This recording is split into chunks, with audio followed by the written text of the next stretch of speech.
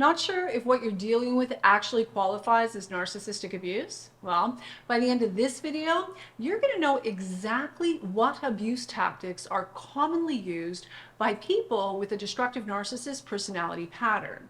And more importantly, what you need to do to end the abuse cycle permanently. Let's do it.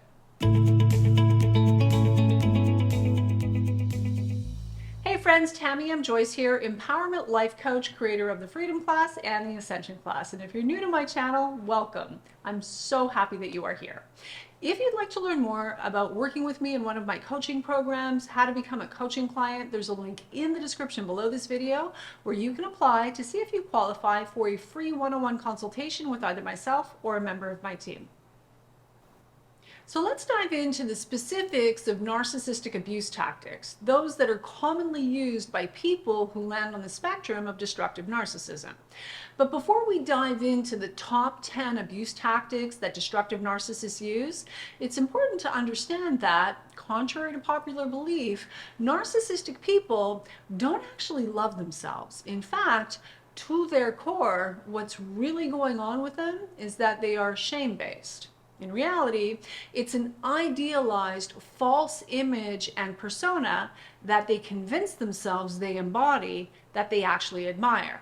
But deep down, they feel the gap between this false persona and image that they show the world and their deeply shame-based true self. Furthermore, people with a destructive narcissist personality pattern work really hard to avoid feeling the shame that they carry. So to fill this gap, they use a lot of destructive defense mechanisms that cause a lot of pain and destroy relationships in the process. So that said, let's dive into the top 10 abuse tactics commonly used by people with a destructive narcissist personality pattern. Number one, verbal abuse. When we're dealing with narcissists, we have to remember that we're dealing with insecure bullies who feel entitled to do and say the most vile and cruel things you and I would never consider doing or saying. So you can expect that they will feel entitled to say whatever it takes to diminish and demean you. In fact, you can count on it. Unless, of course, you happen to be part of the golden fold, like, for example, their precious golden children or enabling little minions. Remember, narcissists choose and groom their champions carefully. Regardless, you can count on the fact, especially if you're someone who sees through them and the false image they're projecting, you can count on the fact that there is going to be an awful lot of criticism and personal attack, as well as moving goalposts and shifting sand beneath your feet. The narcissist will accuse, project, blame, shame, diminish, demean, demand, threaten, and bully you to the extent they feel they can get away with. And this will be especially true when no one else is watching. Furthermore, they will work to dominate and control you by mocking you, interrupting and speaking over you, using personal insults and cutting sarcasm, as well as yelling and screaming, and name-calling. Again, if they think they can get away with it. The bottom line message is simple. Who you are is fundamentally flawed, bad, or wrong somehow, and anything you do or try to do is never, ever going to be good enough. Let's not forget, these people are projecting their own lack of self-worth and deep sense of self-loathing onto the nearest highly empathic target. If you're willing to stand there, naturally that's going to be you. Number two of narcissistic abuse tactics that are huge red flags, passive-aggressive emotional abuse, like, for example, withholding behavior. Narcissists will deliberately withhold such things as approval, validation, well-deserved praise, admiration, respect, and emotional support, as well as love and affection. They will also use ignoring behavior, like, for example, stonewalling, or trying to manipulate, dominate, and control you emotionally, or at the very least have a negative effect on you, by treating you to a healthy dose of the silent treatment. Now, to be clear, this is not the same as when I or another coach suggests that you start taking care of and protecting yourself where narcissistic people are concerned by disengaging and ceasing to be a source of narcissistic supply and where possible, going no contact by cutting them off entirely. The difference? The motive and intent. One is coming from a place of malevolence, deliberately intending to, at the very least, emotionally manipulate, if not outright dominate, control, and hurt you, while the other is about self-love, self-respect, and self-preservation. One is coming from a toxic place, while the other is coming from a healthy, sane, and completely rational desire to put an end to the emotional and psychological abuse you're enduring. Big difference. Sign number 3 on the list of narcissistic abuse tactics that are huge red flags: gaslighting. Narcissistic people will intentionally work to cause you to doubt yourself, your perception of reality, and your own mental competence. Like, for example, saying, "That never happened. I never did that. I never said that," when you and they know full well exactly what was done and said. And if you want to learn more about gaslighting, you can watch this video here and this video here. Number 4 is neglect. And to be clear, neglect is ignoring the needs of or outright abandoning a partner, a spouse, or worse yet, a child whom the narcissist is actually responsible for. This is a clear sign you have a destructive narcissist on your hands. Sign number 5 is triangulation. Now, this involves bringing in the opinions of others in order to validate and reinforce, in other words, shore up the narcissist's position, or point, or opinion. So, even those opinions that are completely fabricated and all made up. It can sound something like this: "Everybody thinks you're crazy. She says such and such about you. So and so thinks you're this or that." And they'll do this to an excessive extent for no other reason than to manipulate and control you emotionally and prop themselves up with a false sense of superiority while simultaneously beating you down if you let them. Triangulation can also mean intentionally introducing a third party, such as an ex-partner, a friend, or a family member, into the relationship, and quite inappropriately. While this third party is used to manufacture and create a sense of competition, jealousy, and insecurity within you.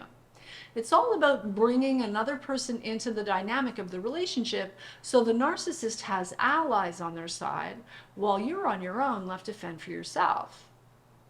And the problem with this, beyond the obvious anyway, is the person or people the narcissist is bringing into the relationship dynamic to help reinforce their position are either people who are cut from the same cloth as the destructive narcissist, or people who are operating from a very limited perspective because they've been given a very slanted, if not entirely distorted, version of the story, and therefore are far from being in possession of all the facts and could not possibly see things clearly as they are or help the situation in any real way.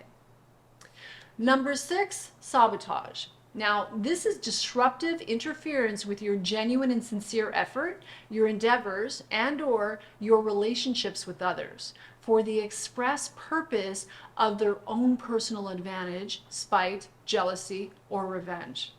And they'll do this while smiling to your face, pretending to be on your team, all the while deliberately and systematically gossiping behind your back and undermining the relationships that you have with others by smearing you in the most manipulative, deceptive, vile, and cruel ways. It's not only sick, it's actually quite diabolical when you think about it. Number 7 is exploitation. Using or otherwise taking advantage of you without regard for your feelings, your comfort, your best interest, wants, needs, not to mention your present or future safety and security. What's in it for me, regardless of who I hurt in the process, is what this abuse tactic is all about. And a prime example of this would be an adult molesting a child for their own sexual gratification. In other words, sexual exploitation. Number 8 on the list of narcissistic abuse tactics is the smear campaign. Now, this one boils down to absolute perception manipulation and character assassination through the use of slander. In other words, the spreading of malicious gossip laced with lies by omission, as well as straight up lying, along with distortions, half-truths, and whatever else they can say about you to others. And all of this with the goal to avoid any personal responsibility, any accountability, as well as to achieve the narcissist's own ends, whatever that might be at the time, not least of which will undoubtedly be to cover their own ass while casting themselves as the victim, or, if possible, the hero of whatever half-baked narrative they happen to be running with. Number 9 is the discard. This nasty little number involves dropping you like a hot rock with zero explanation, no empathy, compassion, care, or concern, never mind remorse, with regard to the effect the discard, which is absolutely a form of deliberate and cruel abandonment, actually, what this has on you. And just for fun, they're sure to devalue you in every possible way before, during, and after the final discard. Now again, to be clear, this abuse tactic is not at all the same thing as when I or another coach recommends that in your own best interest, you muster what it takes to break free, cut and cauterize where narcissistic perpetrators in your life are concerned. Again, the difference being the motive and intent behind the act. One is coming from a cruel and malevolent place, a place lacking in empathy, decency, and compassion, with absolute calculated and deliberate intent to gratify their own needs in spite of the hurt they cause you in the process, while the other is about self-love, self-respect, and self-preservation. One is coming from a toxic place, while the other is coming from a healthy, sane, and completely rational desire to put an end to the emotional and psychological abuse you're enduring. Again, big difference. Sign number 10 on the list of narcissistic abuse tactics that are huge red flags: violence and/or physical abuse. Now, please understand that this includes blocking your movement, pulling your hair, manhandling you in any way, screaming in your face or your ear, throwing things, destroying your physical property, as well as outright physical harm. Let's not forget, narcissistic people are frightened, deeply insecure bullies to their core. And destructive narcissism and the severity of the destructive personality pattern exists on a spectrum, a continuum. These are never black or white issues. So, narcissistic abuse tactics can range anywhere from toxic gossip and passive-aggressive targeting to emotional neglect and the blatant ignoring of your feelings to outright violence and physical abuse. The bottom line is, someone who lands on the spectrum of destructive narcissism is not going to take full responsibility for their behavior, and if you're already living that reality, the likelihood that is ever going to change is slim to none. Now, if you're anything like me, you experienced all of this within your family of origin first, which sets you up with the subconscious programming to continue to attract more of the same in your adult relationships. Now, here's what's true. This doesn't change.